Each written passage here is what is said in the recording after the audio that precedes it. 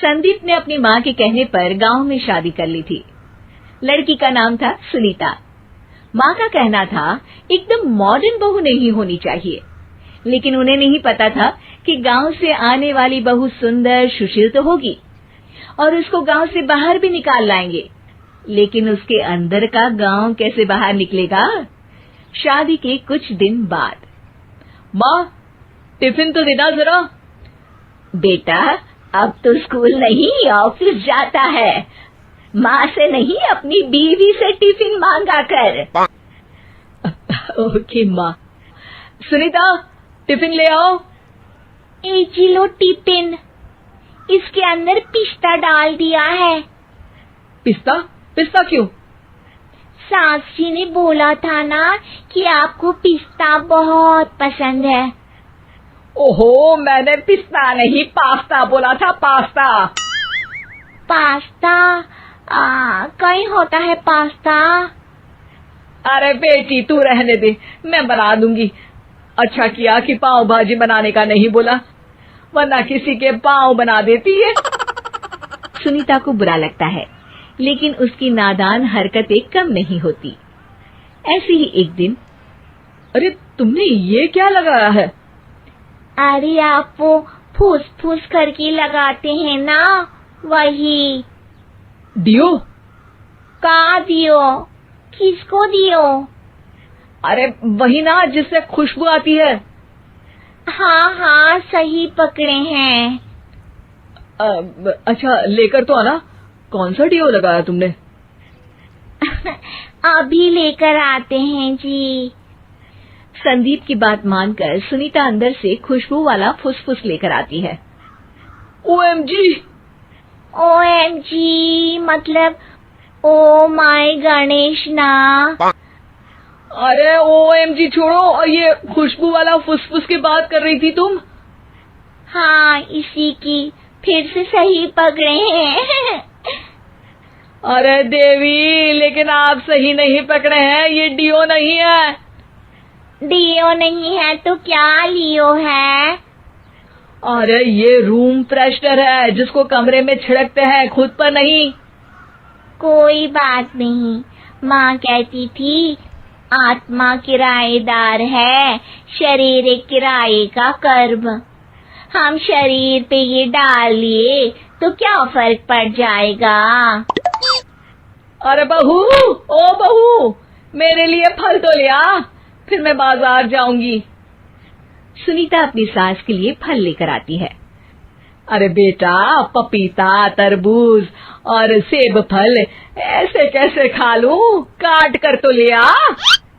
माँ जी, मेरे गांव में तो खेत से उठा के सीधा खा लेते हैं। अरे ये तेरा गांव नहीं है ना। अरे संदीप, तू ही कुछ समझा देना इसको बेटा। मैं कैसे समझाऊं माँ, ये तो माइक्रोवेव को भी भट्टी बोलती है। कल मैंने बोला हाय कैसी हो, तो बोलती है किसी को हाय नहीं लगानी चाहिए। अरे सुनीता, तेरा क्या होगा?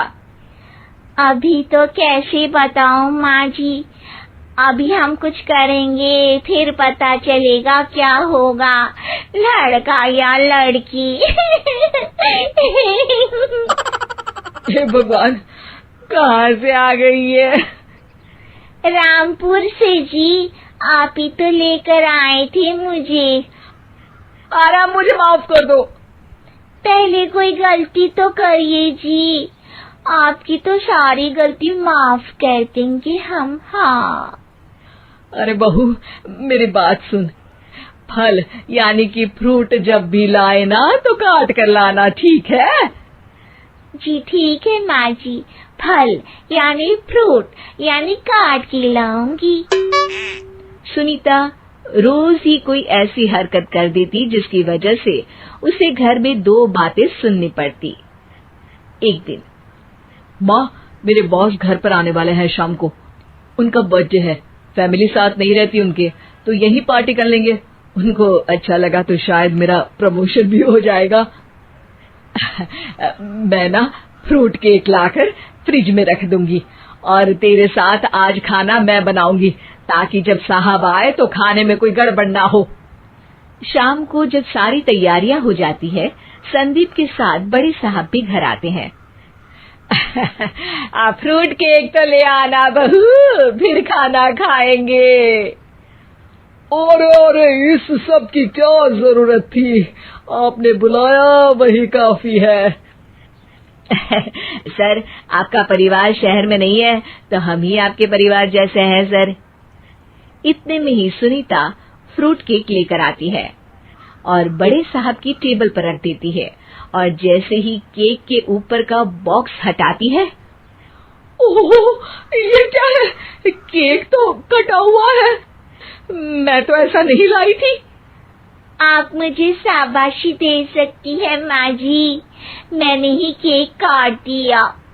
आपने कहा था ना, फल यानी फ्रूट यानी हमेशा काट के लाना, तो फ्रूट केक भी तो फ्रूट ही है ना, तो मैंने पहले ही काट लिया। हूँ ना मैं समझदार। अरे बहू, ये क्या किया? केक हमेशा वही काटता है जिसका जन्मदिन होता है। तुझे एक बात भी समझ नहीं आती, एक नंबर की बेवकूफ है। पूरा माहौल बिगड़ चुका था।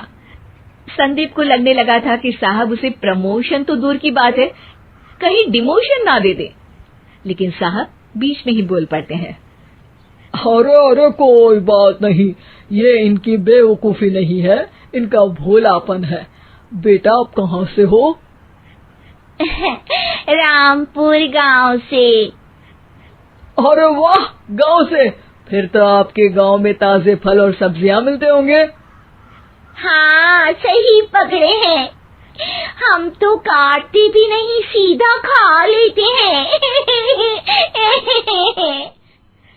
मैं ना एक बार तुम्हारे गांव घूमने जरूर चलूंगा। क्यों संदीप, ले चलोगे ना? मुझे गांव घूमना बहुत पसंद है।